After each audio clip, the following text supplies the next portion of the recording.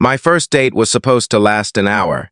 Instead, it became the day that forced three broken hearts to face a truth none of us had been brave enough to admit. When I walked into a quiet lakeside cafe in Madison, Wisconsin, I expected to meet one woman. I froze when I saw two sisters waiting for me. If you believe that kindness, hope, forgiveness, compassion, and second chances can change lives, please take a moment to like this video, share it with someone who needs encouragement, leave a comment, and subscribe to the channel. Your support helps these heartfelt stories reach people who may need hope today. My name is Nathan, and after spending years putting my career before everything else, I finally agreed to let a friend set me up on a blind date. I had spent most of my 30s working as a physical therapist, convincing myself that success could fill every empty space inside me. It never did. My closest friends had built families while I kept telling myself there would always be time later. Eventually, even I stopped believing that excuse. The woman I was supposed to meet was named Grace. Her messages had been thoughtful, funny, and full of quiet optimism. She never tried to impress me with perfect photographs or dramatic stories. Instead, she asked simple questions about my parents, my church, and why I enjoyed helping injured veterans recover. Those conversations felt genuine, and for the first time in years, I looked forward to meeting someone. When I arrived, Grace stood to greet me with a warm smile, but she wasn't alone. Beside her sat another woman who looked remarkably similar, though her expression carried years of guarded pain. Grace introduced her as her older sister, Rachel. My confusion must have been obvious because neither of them smiled after that first greeting. Grace explained that before she allowed herself to move forward with anyone, there was something I deserved to know.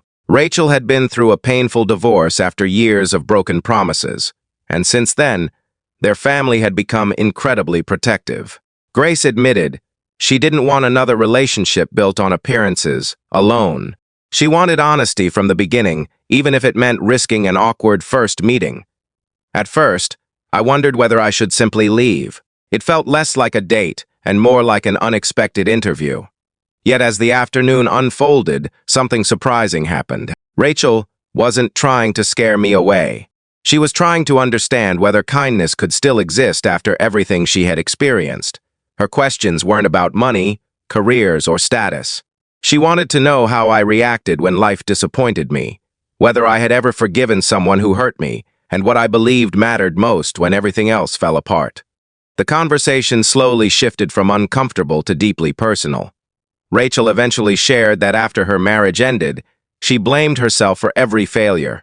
Grace had quietly carried that burden beside her, delaying her own dreams, because she refused to leave her sister behind during the darkest years. Looking at both of them, I realized this wasn't a test designed to judge me. It was the desperate hope of two sisters trying to protect the only family they had left. As the weeks passed, Grace and I continued seeing each other, but Rachel occasionally joined us for community events, church dinners, and volunteer projects. Instead of feeling like an outsider, I became part of a family learning how to trust again. We spent Saturdays serving meals at a neighborhood shelter, where I watched Rachel slowly laugh without forcing herself. Grace seemed lighter every week, no longer carrying the responsibility of healing everyone around her alone. One rainy evening, Rachel quietly thanked me for something I hadn't even realized I had done. She said, I never treated her like an obstacle standing between me and Grace.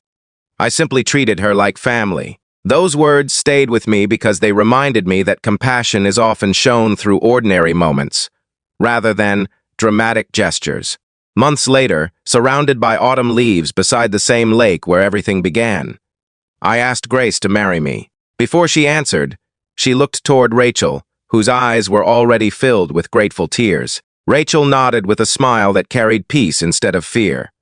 Grace whispered yes, and in that moment, I understood that I hadn't only found the woman I loved. I had witnessed an entire family rediscover hope together. If this story has touched your heart so far, please take a second to like the video, subscribe to the channel, and share it with someone who still believes healing is possible through love and compassion. Before this story comes to an end, I'd love to hear from you. Please leave a comment and tell us. Have you ever been given a second chance by someone who chose kindness instead of judgment? Looking back, people sometimes ask if I was upset that my first date included both sisters. I always smile because they assume it ruined the evening. The truth is exactly the opposite. If Rachel hadn't been sitting at that table, Grace and I might have spent months hiding behind polite conversations, instead of showing who we truly were. That unexpected afternoon taught all three of us that trust isn't built by perfect circumstances. It grows when ordinary people choose honesty, patience, forgiveness, and faith over fear. Sometimes the most surprising beginning becomes the greatest blessing, and sometimes love doesn't arrive the way we imagined. It arrives exactly the way our hearts needed.